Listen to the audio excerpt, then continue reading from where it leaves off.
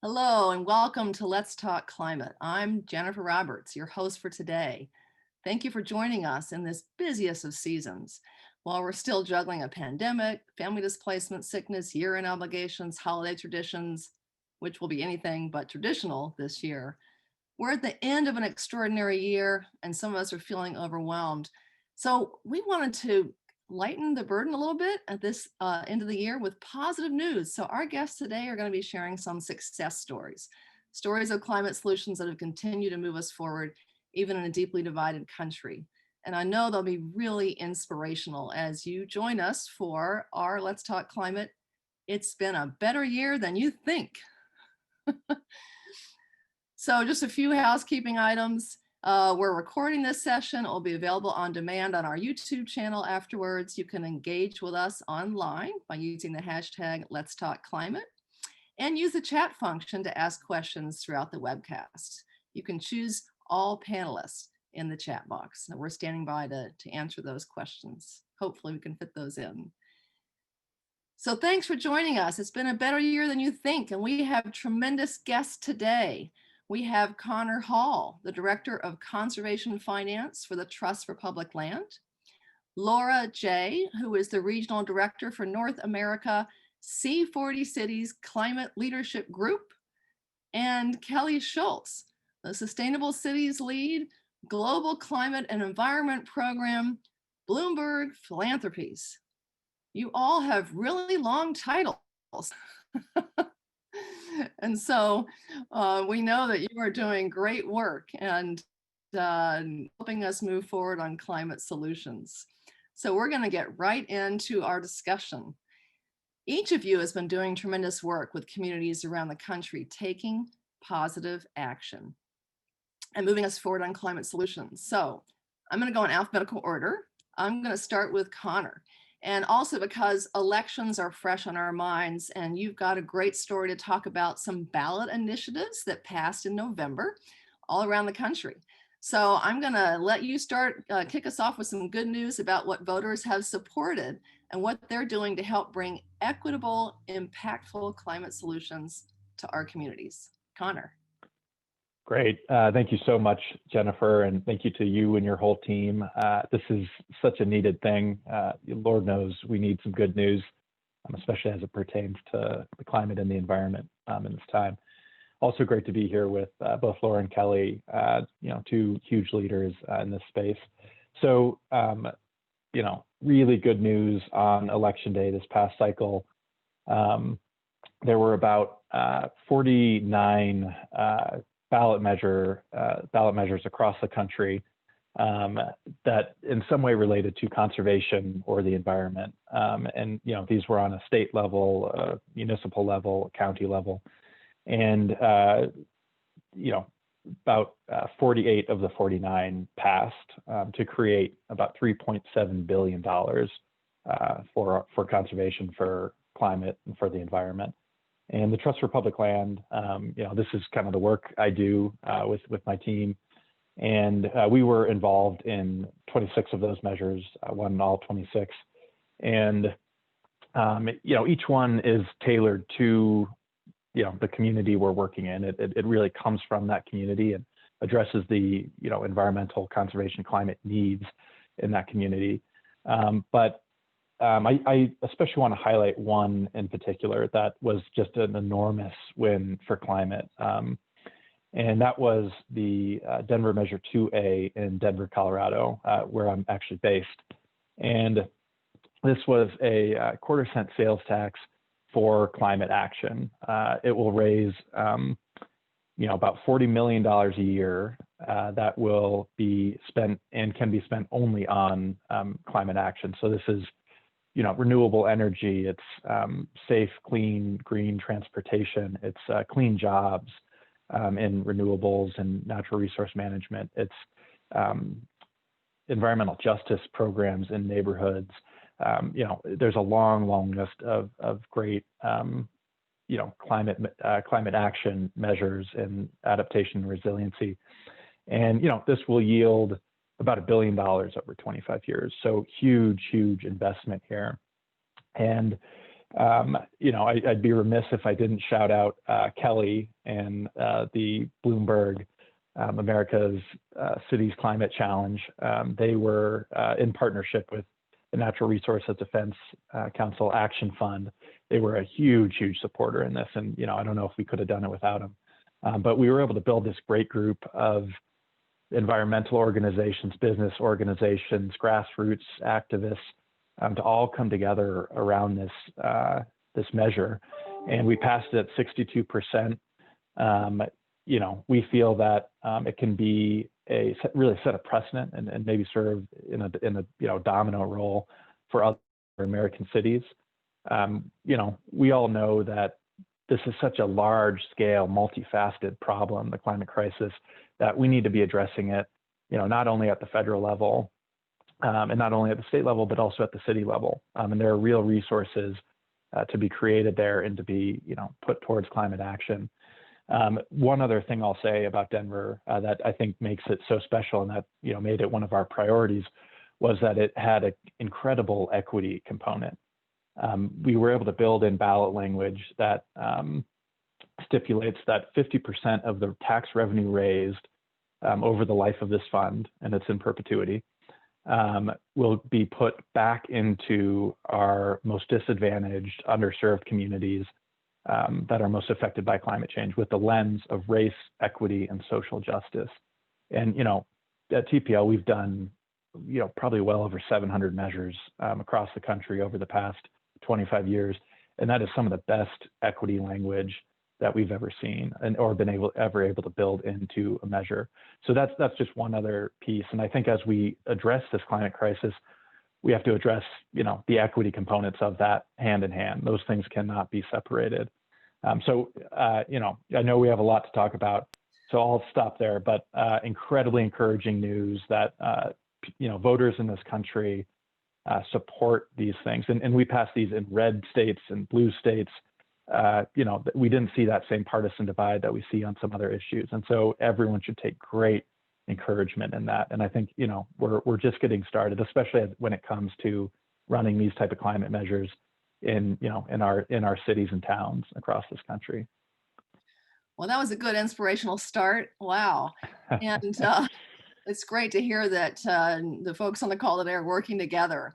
A lot of times folks don't realize how much collaboration really is going on, and it takes a lot of hands to do the heavy lifting. So we appreciate everybody's work. And I also appreciate you called out the climate justice aspect and the language. And if other communities want to copy that language, they should definitely look to Denver. And your land vote, I guess, is the area that the website that has some of that. So thank you for mentioning that. And we're going to be talking about justice in all of our successes, because absolutely our communities are moving forward. The realization of the disproportionate harm to communities of color is widespread, and we are taking some great actions.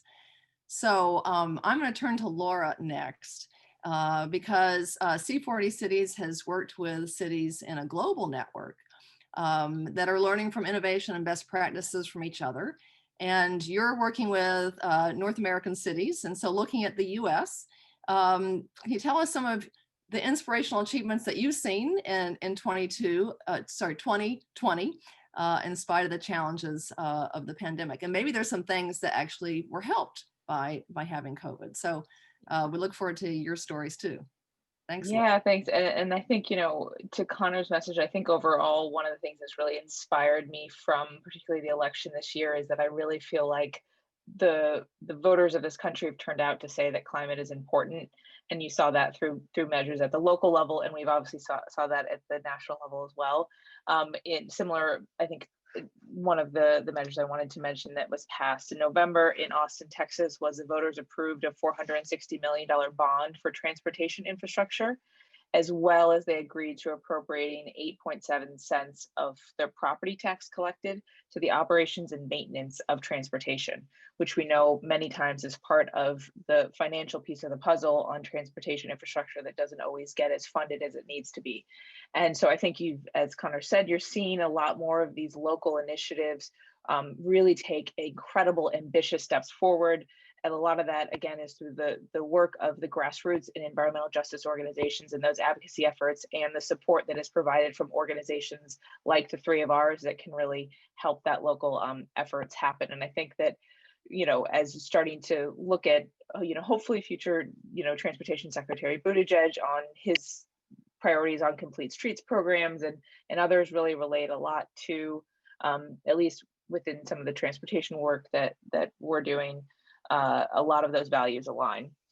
One of the other things I just wanted to mention, that in terms of kind of how has COVID accelerated or reshifted the conversations that overlap between climate action and kind of the current and recovery situations around COVID. And I think that we've seen a lot of positive things move forward, and a lot of reframing of priorities in a way that I think are really useful into grounding what people need in their lives and in their local communities, both from a local economic development, health and equity perspective, racial and social justice, and climate action. I think that we're really kind of combining all of those together in a new and very inspiring and productive way. And so, I think that we've seen from New York to London to Milan to many cities around, and smaller municipalities around the world and the country, the kind of quick repurposing of street space, which I think is something that has been, as many of us all live, even if it's in a city or in a rural area, having that additional access to outdoor space has been really a game changer. And for within the climate world, that's very much one of those actions that we look to in terms of creating a more walkable community. And so we've seen that be able to be accelerated. And I hope that we take learnings from kind of the acceleration of actions locally to apply new lenses to that. You've seen also in Montreal and Toronto, in our neighbors in Canada, really they implemented miles of new bike lanes like overnight, essentially, that were planned but kind of stalled because of various priorities, but they really needed to increase the availability of options for safe transportation and mobility around the city. So you saw a lot of that get expanded. At C40, one of the things that we did is we pulled together a mayor's task force that had mayors representing from all around the world. Within the United States, we had Mayor Durkin of Seattle and Mayor Cantrell of New Orleans sit on this, and it really came up with a framework of how do we want to move forward on a just and green recovery. And there's a report and a lot of information that I urge you to look at. But I think one of the things that it really highlighted was we need to think differently about kind of what local means and what is important within our local community. And so one of those principles is really on the creation of a 15-minute city. And this is about getting all of your essential services within 15 minutes of your home. And I think that this is something for all of us as we think about kind of the future evolution of cities and towns and areas, about really having that local be more grounded in your community. And we're starting to talk a bit with Trust for Public Land. They've had for a long time the 10-minute walk campaign, which is the goal of having everybody 10 minutes walks from a park. And that obviously, as we've learned this year, like so essential to our health and well-being. And we'll talk a little bit more about equity later, but I think some of the other things that we're seeing so much is that we're now at a point and an opportunity of investment going to communities, particularly those that are have been most impacted by COVID, that's really about investment in future, in kind of a green recovery that's going to improve air quality, that's going to improve access to these essential services on the ground. So I think there's just a lot of momentum and kind of reinvigoration of how we can look at all of these overlapping challenges together and what the solutions look like. Thanks, Laura. Thanks for the explanation of the 15-minute city. That's one of those things that we've heard planners talk about now, and I think a lot of people are still trying to understand it, and it's a great concept. And the repurposing of streets for cycling and walking is also one of those great outcomes. So great innovation and a very good positive update from C40 Cities. Thanks. And I want to also mention, folks, that we're throwing into the chat some of the resources you're hearing talked about. And so the C40 Cities has a knowledge hub and some other things that are in the chat. So make sure you access those. Okay, Kelly, your turn. You're with Bloomberg Philanthropies American Cities Climate Challenge. And most of our folks watching know what that is, with the 25 cities that have the competition to get funded for climate work. but you're really in a really unique position to tell us about some of the great success stories. We don't have time for all 25, but if you could pick out a few that are inspirational, we'd love to hear it. Thanks. Yeah, and first, I just have to say a big thank you for convening this important conversation and for inviting me to be part of it.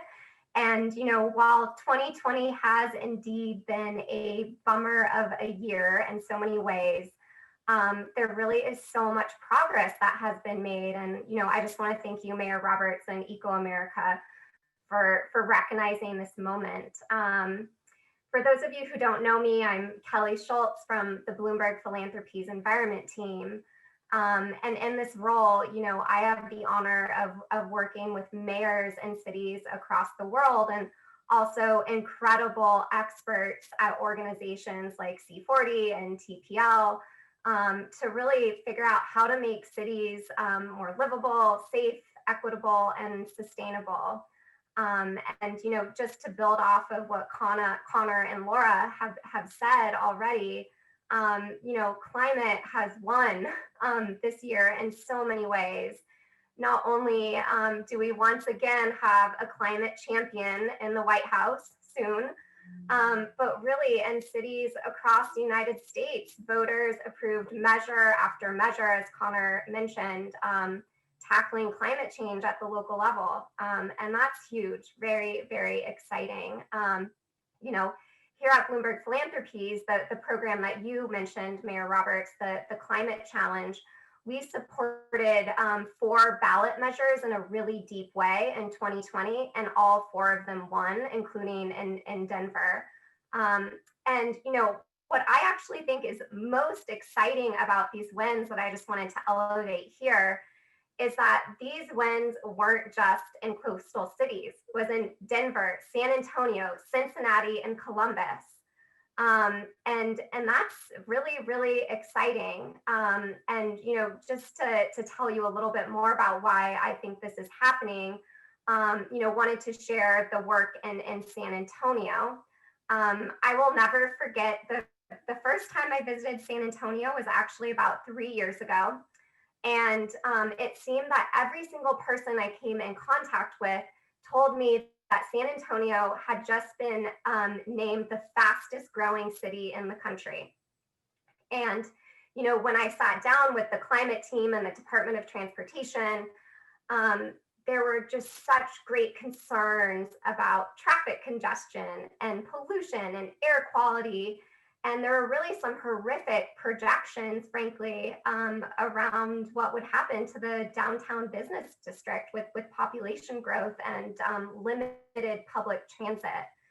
And I really think, there's so much credit to be given to the leadership team there and the mayor and the city for doing the hard work of looking ahead and planning for the future to ensure that people within San Antonio long-term have access to clean public transit options. And so, through the Climate Challenge, we've been working alongside that team to do some of the strategic planning. We've been doing polling, helping facilitate a lot of stakeholder engagement workshops. We have an incredible person actually embedded within City Hall that helped drive this forward.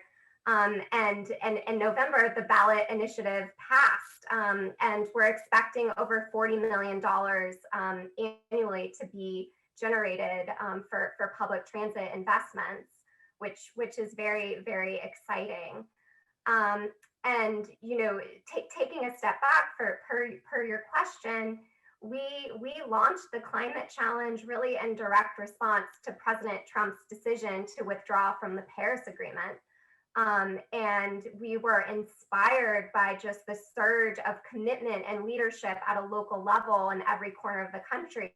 And, Mike Bloomberg, who manages Bloomberg LP and also Bloomberg Philanthropies, as a former mayor himself, really saw this leadership and said, these commitments are hard to hit. And, it's really to his credit that he directed us to design a program to really overcome every barrier at the local level that we possibly could.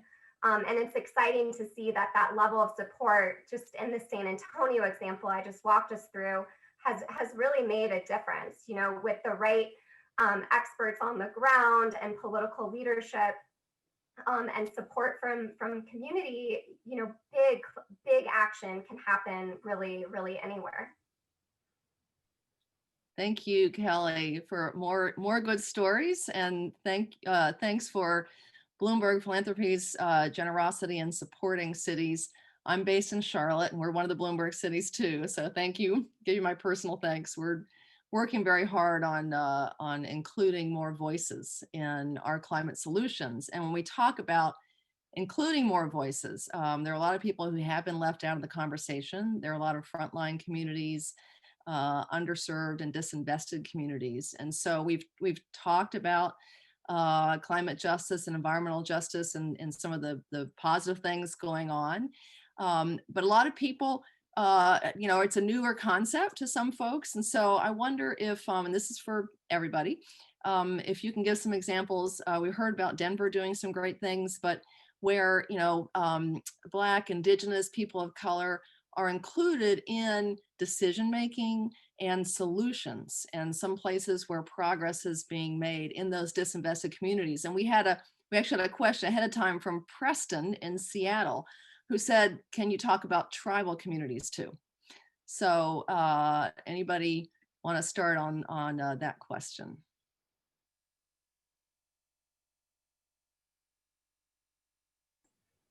I'm happy to start, though I can't answer on the tribal question side of it. So maybe Conor or Kelly can. I think that very much kind of as you framed it, there's cities and municipalities are really kind of taking a step back and really further looking at what are some institutional mechanisms we have to put in place to correct where there's been a disproportionate voices in decision making, particularly from Black and BIPOC communities. And so I think there's a lot of various ways. I think Conor's example is exactly the way that we need to be kind of writing it into policy, right? There's not at a point where it kind of can be assumed. It really needs to, that equity component really needs to be written into everything that we're doing. One example that I want to touch on is some work that's happening in New Orleans that's been going on for a while, but I think it's a really good structure and process. And so they have a group called the New Orleans Climate Equity Advisory Group, and this is made up of kind of key leaders within the community who touch on workforce development, who touch on kind of affordable housing, who really work in an advisory role with the city to put the climate action plan in and implement it locally on the ground, outlining what some of the key opportunities are and areas that need to be focused on in order to address the needs of the kind of the people that they really work with and represent on the ground. And I think they've recently put out a report that kind of outlines exactly going through the city's climate plans and what they're looking to do on where they really need to focus. So focusing on energy burden, so as a first step when looking at energy, let's look at the city really needs to focus on the low income populations where there's energy burden and making sure that there's money for energy efficiency upgrades that are given to those people first. So that way you're not only addressing the income inequality around energy burden side of it, but you're also reducing energy efficiency or you're addressing energy efficiency as well.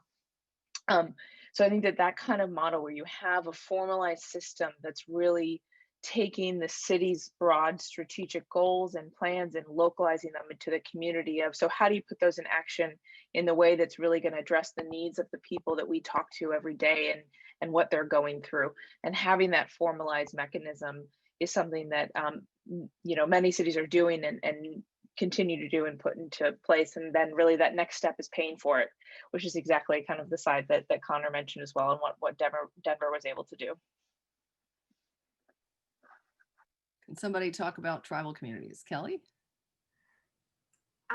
That's a little bit outside of my expertise. Okay, I saw you unmuted. I guess just to follow up on Laura, it's just so clear that we can't talk about climate change without talking about inequality. And we need to recognize that it's people who can afford it the least who are paying the most for outdated buildings and transportation systems. There are so many studies out there. I don't think we need any more that just shows that low income and people of color pay more energy bills because they are living in inefficient buildings, and that there is a lack of access to public transit. And, this is just not acceptable in 2020. And, I have just been continually inspired and impressed by the work that the cities we have the honor of working with, who are really trying to tackle and address this problem. And, I just wanted to share a little bit about what this is looking like in the electric vehicle space. There's a cohort within the climate challenge that is really trying to figure out how we can make electric vehicles more affordable and make charging more available throughout a city, and ensure that everyone within a community can have access to the benefits of EV, affordable power, clean air, and lower maintenance of vehicles. And two just cities and projects I wanted to give a shout out to. Boston is actually just starting to pilot the city's first income tiered electric vehicle car share program. And so really independent of your income, there will be an electric vehicle car share program that will be available. And St. Paul is actually coordinating and siting their EV charging hubs at multifamily buildings. And that I think will also be very game changing there. And just a lesson, I guess, to share from our perspective is we feel such urgency to take action on climate. The impacts are here today. But in these two cases that I mentioned, the act of actually going slower and being more thoughtful procedurally about the design and implementation of these efforts has made the work more impactful and durable in the long run, actually. And so just a real challenge I see in the field for us going forward is managing, the urgency to move fast and get things done, but ensuring that we're doing it in the right way and not leaving anyone behind. I imagine that, at a tribal level, we're seeing something quite similar, and can only imagine that the inequities may be even greater than something that we're seeing at a city level. And I imagine that these lessons apply there as well. Thanks, Laura. Absolutely. And I know Conor's waiting to jump in about some of our Native Americans. Just a real interesting comment came in from one of our climate ambassadors in Florida. And Holly says that the tribes in the Everglades are very upset with what the Army Corps of Engineers is doing about water flowing from Lake Okeechobee down into the Everglades, because it is destroying their tree islands, which are part of their cultural heritage, et cetera. So Conor, tell us about some of the ways that we are improving the inclusion of tribal communities in solutions. Yeah, absolutely. And thanks, Jennifer. This is such an important question, and we could do a whole day-long webcast about it, maybe a month-long webcast. And this is really one of the reasons I joined TPL, because of their long-term focus on equity. So I'll finish with tribes here, but just quickly, another couple examples of working with BIPOC and underserved communities to really give them what they need without, instead of going in and prescribing something. We're working in the city of Newark in the Ironbound community to develop riverfront parks and green schoolyards that protect neighborhoods. And again, these are BIPOC neighborhoods that were flooded in Hurricane Sandy, and also in New Jersey and Camden. We are working with a broad coalition, a diverse coalition, to create a comprehensive, equity-driven approach to parks and open space and green infrastructure that will drive all future investment in that city towards those underserved communities. One more before I move to tribes. Parque Padrinos in Wenatchee, Washington, a small town in Eastern Washington. And, we went in and really got to know the community there. We have a great program manager, Carrie Simmons, who just spent years and years community organizing and getting to know that community, and, helped to, kind of lift their voices up and organize them. And so, I mean, they're this strong, powerful force, and they're advocating for better parks, for green schoolyards, for action on climate. And it's an incredibly powerful story. I would encourage everyone to look it up. But getting to tribes, I'll give you two examples. One comes from Chiloquin, Oregon, an area with a very, very high Native population. And there's an article that was written up that I'll drop in the chat for everyone to see here. But, we've been doing some green infrastructure work there that has really fostered racial and health equity, real progress around racial and health equity in this town that has traditionally been plagued by, pretty overt racism, economic collapse, and stark health disparities. And it's another example of just, listening to that community and building from that community. I mean, we at TPL are there as a partner and a helper, but it's what, movements are always stronger when they come from, the heart of the community. One final example on the tribal piece, with the support of the Hewlett Foundation, we are embarking on, this look into creating public funding for wildfire prevention, obviously a big climate impact there, and seeing if we can use our traditional process for, creating money for conservation and parks and equitable access that's been so successful over the past 20 years with wildfire funding. And the tribes, we're just starting this work, but one of our main focuses is partnering with tribes across the West, where we're focusing in Colorado and California and Washington and Montana, because they have, so much knowledge there. And too often they're not at that table when the decisions are being made and when solutions are coming up. And so they're one of the first groups we're reaching out to, and they're going to help lead that discussion for us and with us. And so, hopefully we'll be, talking in a year or two, and we'll have some great examples and stories of, that tribal leadership on these issues. I can see there's quite a few good stories there, and maybe we'll have to get you back for our annual summit to tell that story. Be happy to. That'd be terrific. Well, I'm going to combine a couple of questions here because you all have talked a little bit about it, and just trying to share some best practices with other communities that might be listening. We've talked about ballot initiatives and getting the engagement from folks, and also that supporting funding. And so one of the things that we often hear from people is that, climate solutions are going to be too expensive, and we don't want to raise taxes, et cetera.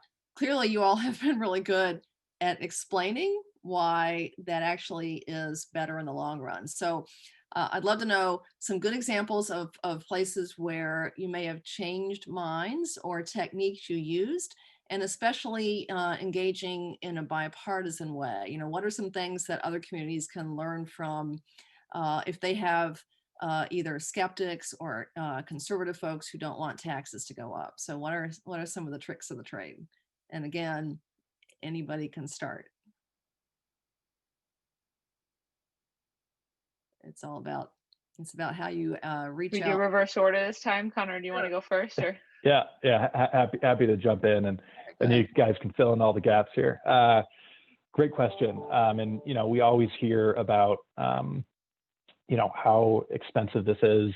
We hear that in the polling we do around this country, but I think we all know the reality is that if we don't take serious and substantial action on this climate crisis, the cost of inaction is far outweighs whatever we pay now. And we in Denver, we actually with the Denver Climate Task Force, which the mayor and the city council impaneled, which I served as an advisor to, And that's the body that this recommendation for Denver 2A came out of. We took a look at what the cost of inaction to Denver would be through 2050. And it was, and this was very conservatively, it was well over $20 billion. And easily, even moderately counting, that could have been, much higher, 35 billion. And, so what we will be paying in terms of this sales tax, as a city is, about 1.2 billion over that period of time to save, again, well over 20 billion. Again, the cost savings are enormous. And I think anytime you can sit down with someone and, there's a lot of studies out there, there's a lot of good data out there that shows that. But, in the work that a lot of us are in, you need to have a concise and clear message that lands emotionally. And so the message that we used in Denver and that we've used, around the country is it's primarily a future generations message. And that's something that transcends Republican, Democrat, rural, urban. I mean, all of these divides that we think are so set in stone and strong. When you're talking about protecting your land and your water for, your kids and your grandkids, that lands well. People are able to just inherently connect with that in a different way. And so I think it's important to be able to have that data and those numbers of, these are the cost savings. Those are powerful numbers. But I always like to bring it back to that, that emotional kind of catch that inherently transcends a lot of those things. And that speaks to this question of bipartisanship too. The environment, it at times has taken on, an over politicized,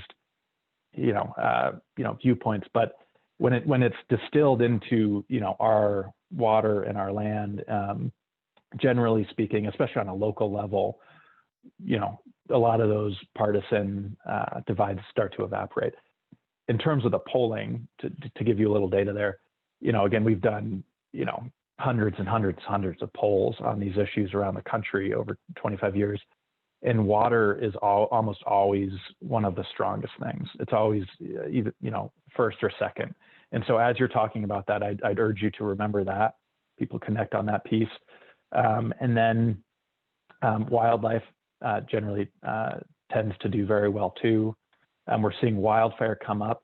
And also a note of encouragement, many of us probably know this on this call, but climate has come up in a huge way. I mean, if you look at the trajectory of climate as an issue, it is, has come far up in a relatively short amount of time. So we should take encouragement in that too. But I'll leave it at that. I know Kelly and Laura will have some great things to say too. Clean air and clean water. Yep. Yeah. Winning. And it sounds like you've read our climate communications guidance. I have not, but I'm glad that's out there. There you go. Common values to focus on. Absolutely. So it looks like Kelly is unmuted to go next. I mean, just to start, I can't agree more with Conor that what we really should be talking about are the economic impacts of not acting.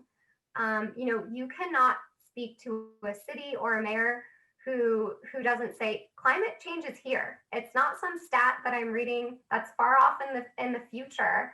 Our cities and mayors are dealing with climate disasters today, whether that's poor air quality in San Jose or Los Angeles, hurricanes in Houston, mudslides in Pittsburgh.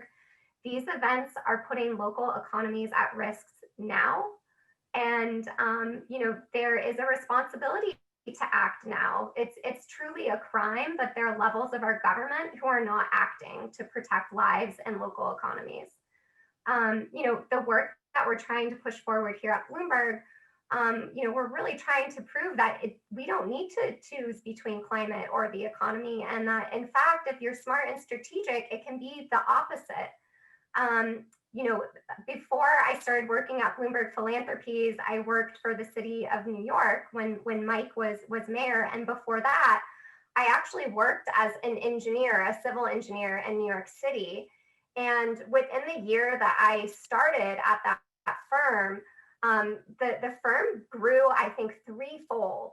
And this was really in direct response to energy efficiency local laws that the Bloomberg administration was moving forward in New York City. And in 2011, I didn't go to a job site where the head contractor didn't say that, you know, he or she were having trouble actually recruiting a big enough crew to get the energy audits and retrofits done that the local laws were requiring. So these local laws weren't just spurring engineering jobs, they were spurring good paying union construction jobs in New York City. And that's something that our mayors and our cities understand. You know, a shout out to Charlotte, actually, and St. Paul, where, you know, they've been so thoughtful about pursuing ambitious energy and energy efficiency work and coordinating that with smart workforce development programs like building operator trainings, to really just show that this is not a choice. This is the future. And then just on the second piece of your question around bipartisanship, you know, something that we've really been exploring in our work, and in some ways the pandemic has helped with this, is how do you get people to experience the benefits of what we considered a climate action? So, you know, Laura, you mentioned earlier just around the smart streets, and people, including my mother, you know, are experiencing what it's like when your downtown corridor isn't just for cars, but it's for people and bikes and eating with your family outside and feeling like you're in Italy. And, you know, there are already demands in the town to make that permanent, and that's real. We've seen something quite similar as well in Orlando, where we're working with car rental agencies to actually rent out electric vehicles. You know, Orlando is maybe smaller population-wise, but something like 60 million tourists go through Orlando annually. And one of the biggest barriers to purchasing an EV is that you're afraid of it. And so there's something around just experiencing and not calling it a climate solution, but just experiencing it in real time and realizing that this is better, and something that we really want in the future. Yeah, that's a really good point. The letting people try things out so they lose the fear of change, innovation, something that's not familiar. I purchased an electric vehicle a couple of years ago for the same reason. Like, I want to be able to explain it to other people. I want to experience what it's like to drive from Charlotte to Washington, D.C. and fill up halfway with a supercharging station. And it makes a big difference. And now one of the things we see right now is, you know, bicycles are in huge demand, electric vehicles are in huge demand. So the market is feeling it. So Laura, we want to hear from you. Yeah, I will. So absolutely want to echo everything that Conor and Kelly just said. You know, I think that it's, at this point, we don't necessarily, to Kelly's point, have to call things climate actions, right? Like, there's everything that we're talking about when it actually comes down to it, covers health, it covers equity, it covers economic development, it covers job growth. And so I think that part of the message from kind of the messaging and the bipartisan piece is to meet people where they are, right? Like, address it from the perspective of what they care about, because in the end, what we're really talking about is going and has so many different benefits that you don't necessarily need to lead with climate. And I would very much recommend that everybody watch the very, very brilliant Catherine Hayhoe's TED Talk on climate communication. She's a scientist, and she just kind of just so well articulates kind of how you need to really meet people where they are. And so I think that it's part of that in how we frame it, but then I also think that there's a huge piece of it in terms of who the messenger is. And this really gets down to, I think, the equity component that we were speaking about as well, that, you know, I'm not the right person to go in front of, you know, a local community in Miami and talk to them about climate action, you know, and that's important to know. But the person who is right for that, you know, is somebody that I can help empower and create the opportunity through facilitation work that we do at C40 and others working with the city to have them speak to their local community about it in in the context of what those people care about.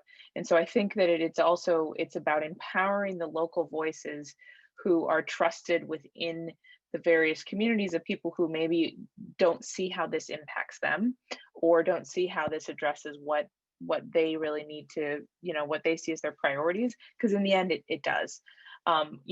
Some research that we've recently done at C40 that's really looked at the kind of, if we directed funding globally towards a green stimulus versus kind of a business as usual. So this is really looking at if we invested money within our local communities to climate action to kind of build back better, rather than the status quo, we'd actually create 50 million good jobs, as Kelly was kind of saying, that these are jobs that people want, which is a third more than business as usual.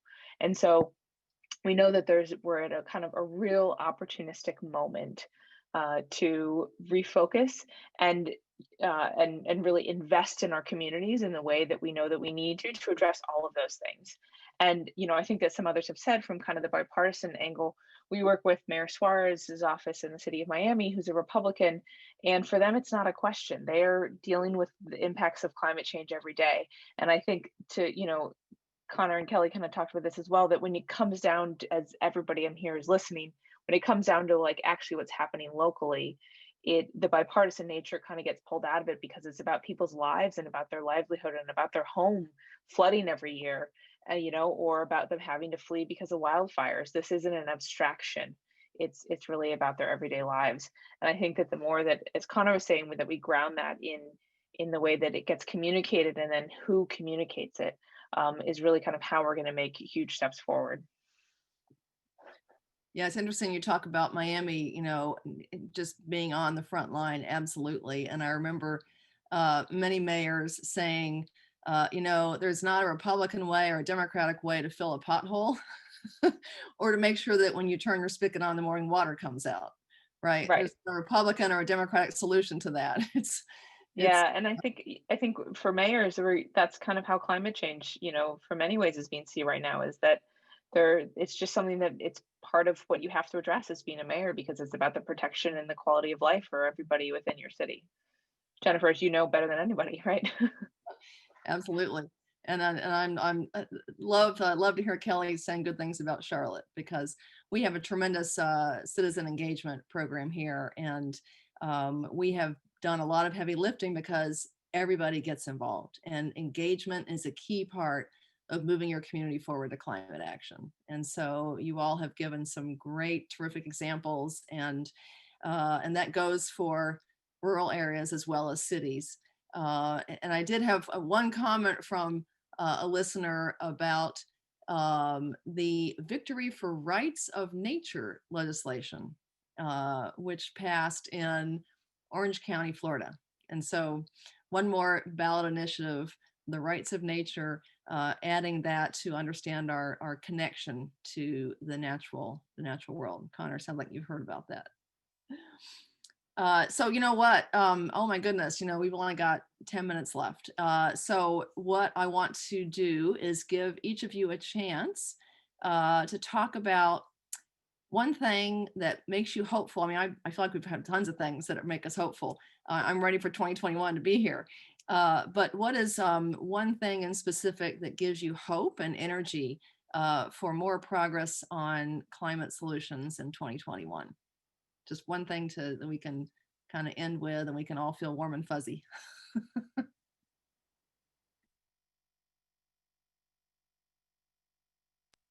I know we already had less. I'm happy to start, and I think this does not mean to come across as in a bipartisan way, but I'm hopeful for having a federal government that is really going to invest in local communities on climate action.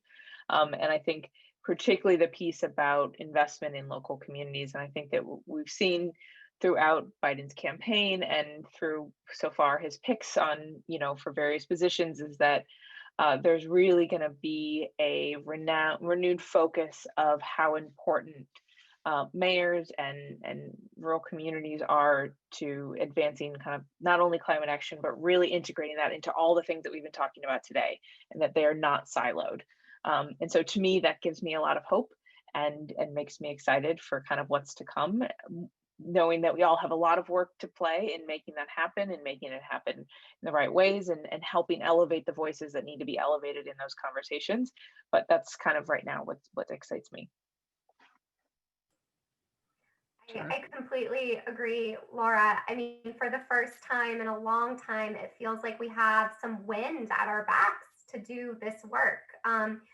We need partnership at a federal level to achieve the goals that we have and to deliver for communities ultimately. And the federal government has such a critical role to play, and scaling some great pilots at a broader level for funding fantastic programs like the Better Buildings Challenge and Soul Smart. And I'm just so thrilled to, have that wind at our backs again. At the same time, I think it's important to note that the same challenges exist likely in Congress, and same challenges at a state level, and city action and local action will continue to be critically important to hitting any federal goal that we have. And so, not just to say exactly what Laura said, I also am, feeling quite hopeful just about the amount of progress and momentum at a city level. I'll admit, when the pandemic started back in March and April, I was really worried about what we'd be able to accomplish. I mean, take the Denver ballot initiative. How can we take this task force online? How can we continue engaging with communities? And the level of innovation and creativity and resilience that we've seen from real heroes locally on the ground to move big things forward is so exciting. And, that plus the momentum at the federal level, I'm feeling quite hopeful we're going to be able to, do what the science demands of us, frankly. And it's interesting, and we're talking about still being in the midst of COVID, even though we have a vaccine, we still have, some time. And there was some worry about transit and people's fear of that. And yet all these initiatives about transit have still gone forward. So people are looking long term, which is amazing. And we are more resilient than we think. Conor, want to add your hope? Yeah, well, I mean, so well said, Lori and Kelly. I completely agree. Tons of hope on the federal level. And, kind of echoing Kelly a little bit, I was so encouraged, and, I'm encouraged every day by the results we're seeing in our polling and the conversations we're having. When COVID hit and the economy tanked, I was pretty worried that, we weren't going to be able to pass a single measure, and, that this would just slide down people's priority list. And we did not see that. Again, we saw the opposite of that, if anything. And in the polling, people were recognizing that their parks and open spaces and the climate, the air they breathe, was more important than ever, and voting that way. And so I continue to be encouraged by that. I think 2021 and 2022, I mean, we're kind of in the process of setting up those cycles now. And they're going to be big cycles, and they're going to be big, ambitious moves, I think, like Denver, on ballots across this country. And, on a personal level, Denver was one of the first, truly pure climate measures that we've done. Normally, it's a lot of different things mixed in, heavy on land conservation, parks, all kinds of great stuff. But Denver was one of the first, truly pure climate measures we've done.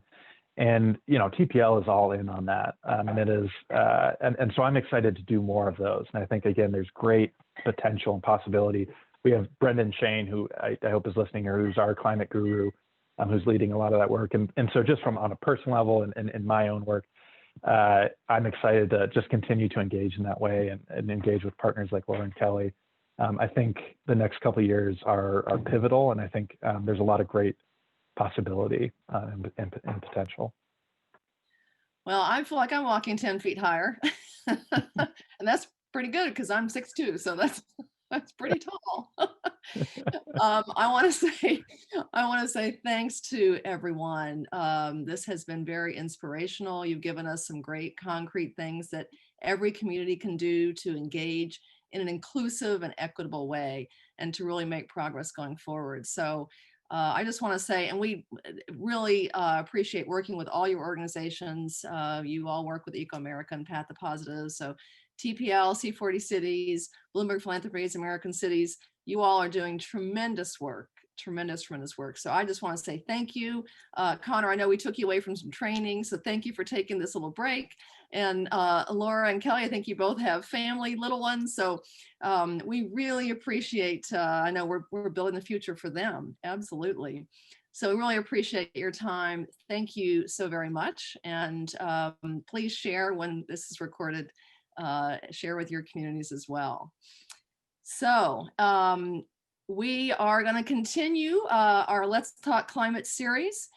January the 7th, we have Bringing America Together on Climate. It's our moment. And then January 14th, another local communities one, Rising to the Climate Challenge. We're going to hear from folks in Southwest Florida. So you can continue to engage with us online with our hashtag Let's Talk Climate. Subscribe and follow us to see more information on thought leadership, resources, and episodes. And I want to say, from all of us at ecoAmerica, we appreciate your commitment to making a brighter, healthier, more equitable future for all of us. Stay well, stay safe, happy holidays, and happy New Year. On behalf of all of us, ecoAmerica, thanks so much.